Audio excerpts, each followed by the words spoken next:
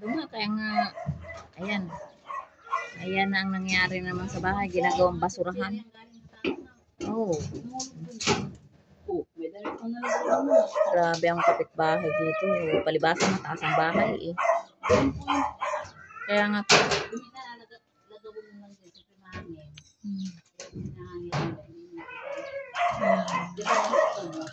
Oh.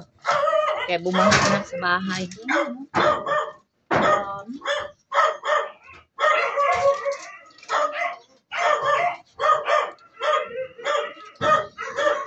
Wala kayong anong tulo?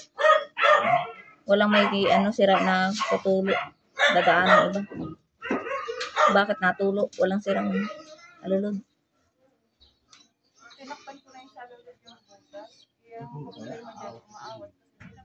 Pero hindi talaga siya totally natulo. Kalulod lang. Yan pala. Parang mo palang kaya. May apaw.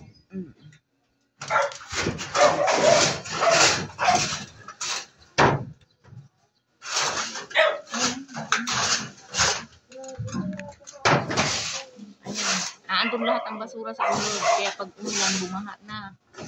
Yung swimming pool ang bahay. Parusa itong mga kapitbahay. Hindi kasi inikita ng mga dami. Yung hangin-hangin, nagripada ng mga basura.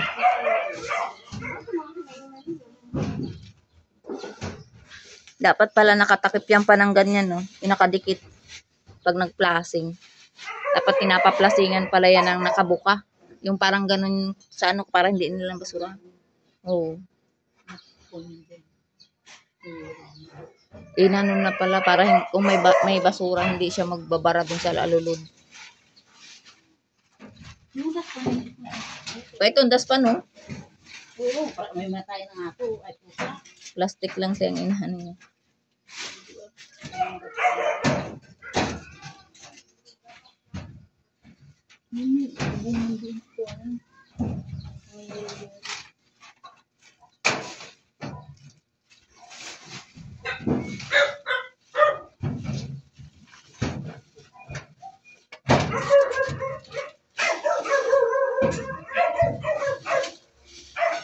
Tapos pa naman mga temples.